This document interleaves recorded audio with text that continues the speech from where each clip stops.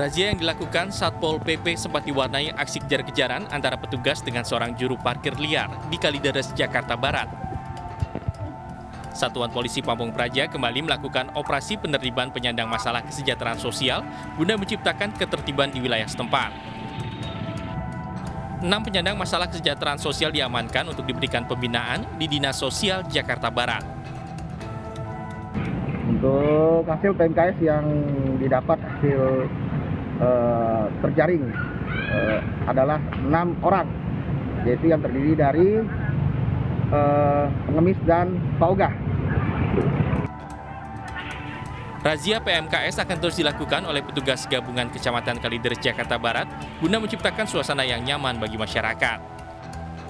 Dari Jakarta, Miftahul Gani, iNews melaporkan. Kelompok anak pang terlibat tawuran di area SPBU Jalur Nasional Pantura, Dendels, Kabupaten Tuban, Jawa Timur. Dan 1 orang mengalami luka serius.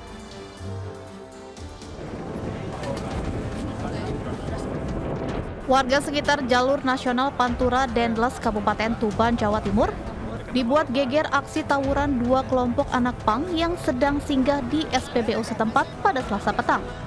Bentrokan diduga karena rebutan telepon genggam. Kedua kelompok yang beradu saling pukul akhirnya dibubarkan warga sekitar. Akibat peristiwa ini 1 orang mengalami luka di bagian kepala dan dilarikan ke rumah sakit guna mendapat perawatan medis. Ceritanya warga itu katanya itu habis minum gitu Pak. Minum-minuman ya? Terus yang anak pang itu diambil, terus yang imam itu mau ngambilin HP anak pang itu, terus jadilah perkelahian itu Pak. Aparat kepolisian yang mendapat laporan warga langsung mendatangi lokasi kejadian dan mengamankan 15 anak pang pelaku tawuran. Guna kepentingan penyidikan, para pelaku diamankan ke Mapolsek Palang. Ada tawuran. Ini dari kelompok pang ini. Ternyata ada 2 kelompok.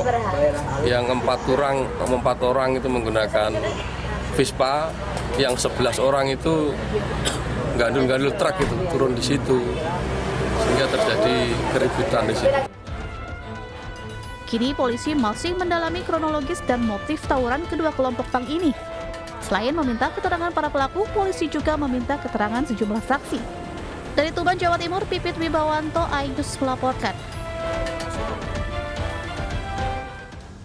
Pemirsa, seorang wanita muda di Pangkalan Bun, Kalimantan Tengah dibekuk polisi gara-gara menipu seorang warga dengan modus menjual motor gede mewah yang fiktif seharga Rp125 juta. Pelaku menipu korban yang ia kenal di media sosial. Mei Oktaviani, wanita muda yang ditangkap polisi lantaran kasus penipuan motor gede fiktif. Berdasarkan laporan korban, pelaku membuat iklan di media sosial Facebook. Tergiur dengan harga murah dan atas dasar kepercayaan, korban akhirnya memesan 1 unit motor gede dengan mentransfer uang senilai Rp125 juta. Setelah menunggu beberapa waktu, motor yang dipesan tak kunjung datang. Korban telah mengirimkan uang untuk pembelian 1 unit sepeda motor merek Kawasaki Ninja pada korban dengan cara mentransfer ke rekening tersangka dengan total yang telah ditransfer adalah Rp125 juta. Cara tersangka sehingga korban mau menyerahkan uang, yaitu tersangka menjanjikan. Ya, korban dijanjikan bahwasannya unit sepeda motor itu pasti akan datang. Polisi sudah mengamankan 2 rekening koran bank, screenshot percakapan WhatsApp antara tersangka dengan korban, 1 buah buku tabungan, dan 1 buah kartu ATM. Tersangka dijerat pasal 378 KUHP penipuan dan 372 KUHP penggelapan dengan ancaman hukuman penjara di atas 4 tahun.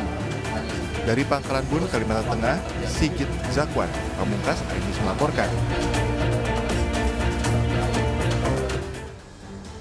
Pemirsa, pengosongan paksa rumah yang merupakan aset warisan di kawasan Menteng, Jakarta oleh tim jurusita Pengadilan Negeri Jakarta Pusat diwarnai pengadangan oleh penghuni rumah.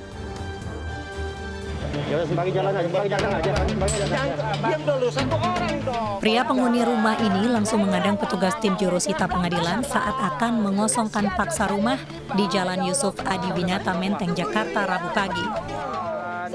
Istri yang juga ikut mengadang dari balik pagar sontak histeris. Sambil menangis, wanita ini memohon agar petugas tidak mengosongkan rumah dengan alasan masih berstatus sengketa.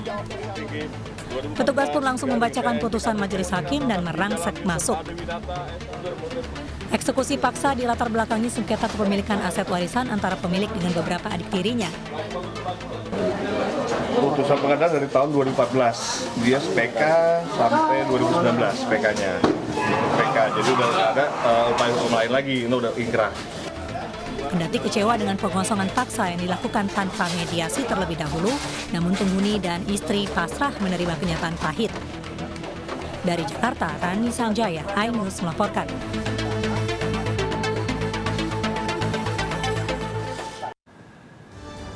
Sebuah minibus hitam ringsek ditabrak kereta api penumpang saat melewati perlintasan tanpa palang di Kota Pematang Siantar, Sumatera Utara. Sopir minibus diduga tidak mendengar suara kereta saat melintas hingga tertabrak.